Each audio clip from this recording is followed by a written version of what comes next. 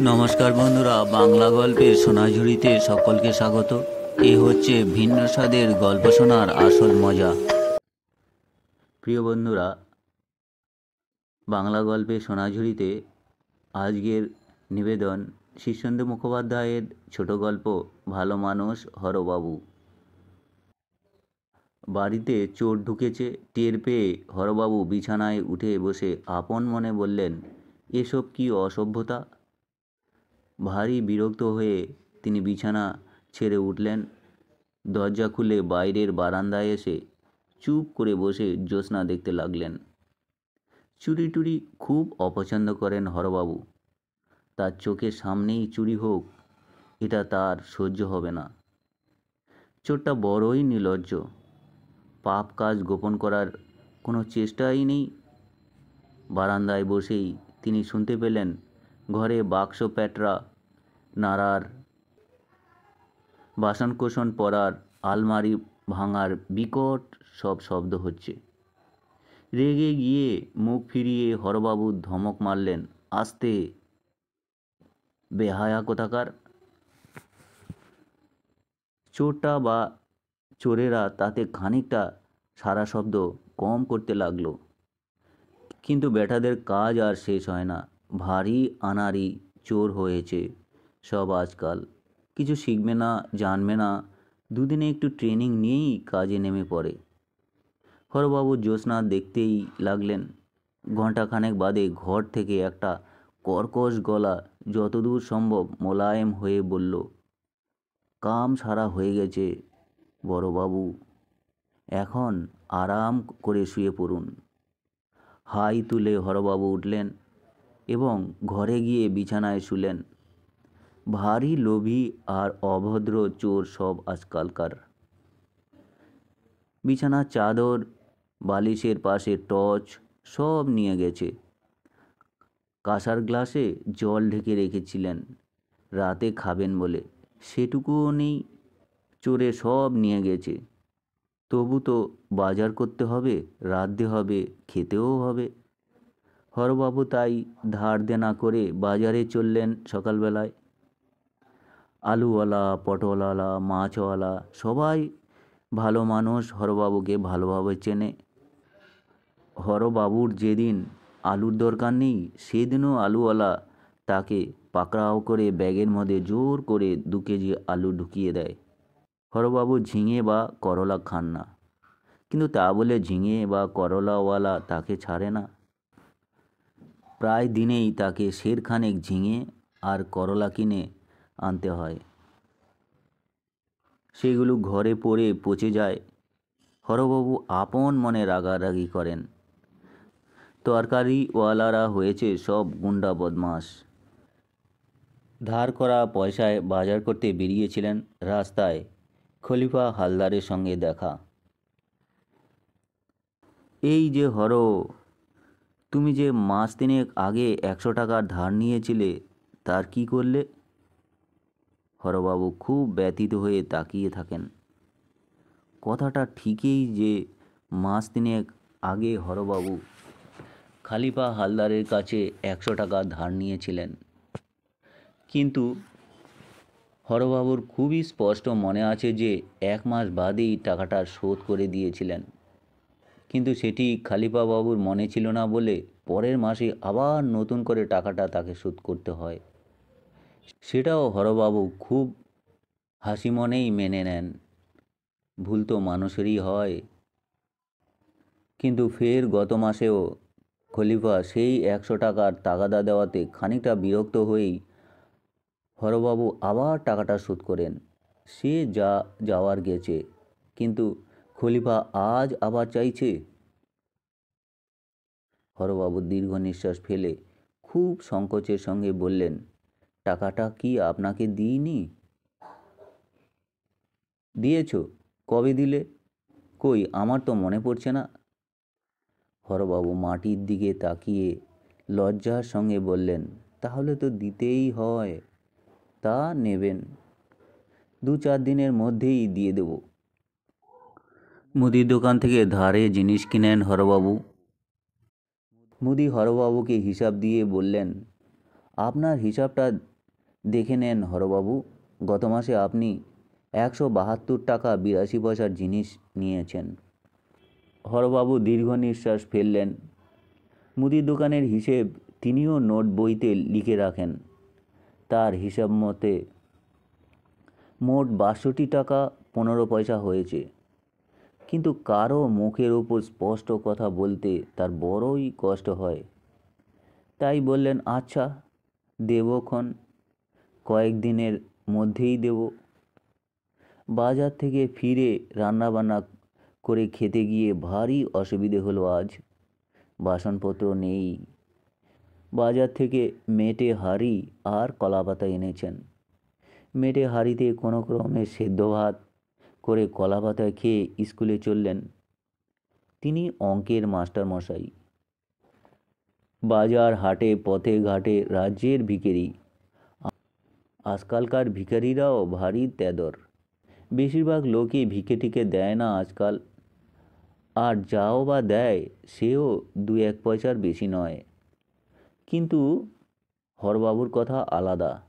ভিখারিরা তাকে দেখলেই সব নেচে ওঠে।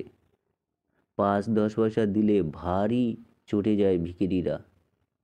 একবার একটা বুড়ো ভিখারিকে মোটে 10 পয়সা দিয়েছিলেন তিনি। তাতে সে চটে উঠে পয়সাটা ফেরত দিয়ে বলেছিল, এ 10 পয়সা দিয়েছ কেন, আমরা কি ভিখারি নাকি? তাই বাধ্য হয়েই হরবাবুকে 4 আনা 8 আনা দিতে হয়। তাতে খুশি না হয়ে ভিখারিরা 1 টাকা 2 টাকা চাইতে থাকে। হরবাবু খুবই রেগে যান, কিন্তু কি আর বলবেন, স্কুলের ছেলেরাই কি কিছু ভালো? হরবাবু ক্লাসে যাওয়ার আগে থেকেই ক্লাস 6-এর ছেলেরা হল্লাচিল্লা করছিল। কিছু ছেলে গল্পের বই পড়ছে, কেউ কাটাকুটি খেলছে, চেঁচিয়ে গল্প করছে, কিছু বাইরে ঘুরে বেড়াচ্ছে। হরবাবু ক্লাসে ঢুকতেই হল্লা দ্বিগুণ বেড়ে গেল। হাতাহাতি চলছে, চেঁচামেচি হচ্ছে। এমনকি ক্লাসের পিছন থেকে খানিকটা ফাঁকা জায়গায় কাগজ পাকিয়ে বল বানিয়ে কয়েকটা ছেলে ফুটবলও খেলছিল। হরবাবুকে কিছু না বলেই কয়েকজন জল খেতে বা বাথরুমে চলে গেল। হরবাবু কোনো দিকে নজরই দিলেন না। ব্ল্যাকবোর্ডে একটা অঙ্ক দিয়ে মিনমিন করে বললেন, কষে ফেলো, গোল করো না। সে কথা কারো কানেই গেল না। হরবাবু বিরক্ত হয়ে দরজা দিয়ে বাইরের দিকে চেয়ে খানিকক্ষণ বসে রইলেন। ছেলেগুলো কেন যে এত গণ্ডগোল করে, খানিক বাদে উঠে তিনি আপন মনে ব্ল্যাকবোর্ডে অঙ্কটা কষে দিয়ে বললেন, টুকে নাও সব। কেউ টুকল না। হরবাবু কোনো ছাত্রকে কখনো মারেননি, বকেননি, কাউকে উপদেশ পর্যন্ত দেননি। পরীক্ষার সময় তিনি যে ঘরে গার্ড দেন সে ঘরের ছেলেদের পোয়া 12। আজ পর্যন্ত কারো টোকা ধরেননি হরবাবু। চোখে পড়লেও অন্যদিকে তিনি চোখ ফিরিয়ে নেন তাড়াতাড়ি। অন্য মাস্টারমশাইরা হরবাবুকে নিয়ে ইয়ার্কি ঠাট্টা মশকরা করেন। হরবাবু চুপ করে হাসি মুখে সব শোনেন, কারো কথার ওপর কথা বলেন না।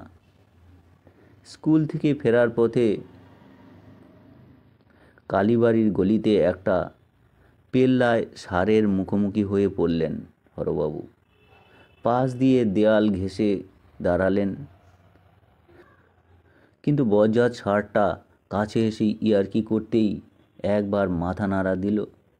ডান পাঁজরে ষাঁড়ের শিংটা পট করে লাগতেই যন্ত্রণায় কাকিয়ে ওঠেন তিনি, কিন্তু ষাঁড়টাকে কিছুই বললেন না। সেই দিন পাড়ার পাশ দিয়ে আসবার সময় একটা রাস্তার কুকুর খুবই অভদ্রভাবে হরবাবুর দিকে দাঁত খিচিয়ে তেড়ে এলো।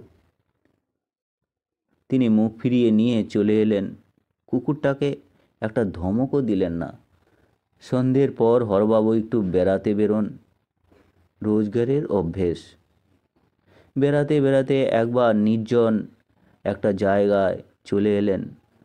খুব জ্যোৎস্না, প্রকাণ্ড আকাশ, বিশাল শূন্যতায় তিনি বিভোর হয়ে গেলেন।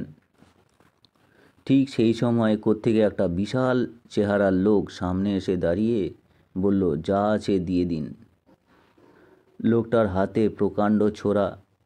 হরবাবু ভীষণ বিরক্ত হলেন, কিন্তু ওই সন্ধেবেলায় আনন্দটা কেউ মাটি করলে তিনি অসম্ভব চটে যান। দেওয়ার মতো তো কিছুই নেই, কাল রাতে সব চুরি হয়ে গেছে। হরবাবু মিনমিন করে লোকটাকে বলল, দিচ্ছি, তবে গোল করো না, এখন গোলমাল করলে আমার ভারী অসুবিধে। বলে পকেটে টাকা পয়সা যা ছিল সব দিয়ে দিলেন লোকটাকে। লোকটাও হরবাবুর অবস্থা বুঝে বেশি ঘাটালো না, শুধু পকেট থেকে কলমটা টেনে নিয়ে গেল। যাক, হরবাবু আবার চারিদিকে গভীর নির্জন আনন্দে ঢুকে গেলেন। বেশ কেটে যাচ্ছিল সময়টা, কিন্তু হঠাৎ একটু দূর থেকে একটা প্রবল চিৎকার উঠল, বাঁচাও বাঁচাও। মনোযোগটা ছিন্ন হওয়ায় খুবই রেগে গেলেন হরবাবু। এসব কি? এমন সুন্দর জ্যোৎস্না রাতে একা একটু নির্জনে বসে থাকবেন, তার আর জো নেই। প্রথমটায় চুপ করেই ছিলেন হরবাবু, কিন্তু আবার শুনলেন একজন বাঁচাও বাঁচাও বলে চেঁচাচ্ছে, আর অন্যদিকে একটা হেরে গলায় ধমকাচ্ছে, চুপ, শব্দ করলে অবস্থা খারাপ করে ফেলব। না, এর একটা ভিত করা দরকার। একটু নির্জনে বসে থাকতে পারবো না, এটা কেমন বিচ্ছিরি ব্যাপার। এই ভেবে হরবাবু উঠে পড়লেন। চাঁদমারির ঢিপিটা পার হয়ে হরবাবু দেখতে পেলেন একজোড়া স্বামী স্ত্রী একটা বাচ্চা অসহায়ভাবে দাঁড়িয়ে আছে। বোধহয় বেড়াতে গিয়েছিলেন। তাদের সামনে সেই প্রকাণ্ড চেহারার লোকটা ছোড়া হাতে খুব আস্ফালন করছে। হরবাবু দাঁত কড়মড় করেন। ছিনতাই করছিস কর, তা বলে চেঁচামেচি করে লোকের শান্তি নষ্ট করবি? এমন দুধ জোছনার রাতটা মাটি করে দিবি? লোককে একটু ধ্যানস্থ হয়ে আনন্দ ভোগ করতে দিবি না? হরবাবু রেগে গিয়ে লোকটার সামনে দাঁড়িয়ে ধমক মেরে বললেন, পেয়েছিস কি তুই? পেয়েছিস কি? একবার বলছি না, গোলমাল করিস না। লোকটা ছোরাটা নেড়ে রক্ত চোখে বলল, অবস্থা খারাপ করে দেব, ভাগো ইয়াসে। বটে, তবু গোলমাল করবি, চেঁচাবি? বলতে বলতে হরবাবু চারাং করে একটা চর কষালেন লোকটার গালে, আর সেই চরে লোকটা হতভম্ব হয়ে গেল। হরবাবুর রাগ তাতে গেল না, আর একটা চর কষালেন। লোকটার হাত থেকে ছোরা খসে গেল। লোকটা গাল চেপে উবু হয়ে বসে বাপ রে মা রে বলে চেঁচাতে লাগলো। কিন্তু হরবাবু তাতে আরও ক্ষেপে গেলেন। মার খাচ্ছিস তবুও চেঁচাচ্ছিস? হরবাবু লোকটার ঘাড় ধরে তুলে কিল চর মারতে মারতে আর বকাবকি করতে করতে একেবারে রাস্তায় তুলে দিয়ে এলেন। বললেন, ফের এদিকে আসবি তো তোর অবস্থা বেহাল করে ছাড়ব। ফিরে এসে হরবাবু আবার হাসি হাসি মুখে জ্যোৎস্না রাতের রহস্য উপভোগ করতে লাগলেন। তো বন্ধুরা, এই ছিল আজকের ভারী সুন্দর গল্প পাঠ। আপনাদের কীরকম লাগলো তা কমেন্ট বক্সে কমেন্ট করে জানাবেন। ভালো লাগলে চ্যানেলটির পাশে থাকবেন, সাবস্ক্রাইব করবেন। সকলে ভালো থাকবেন, ধন্যবাদ।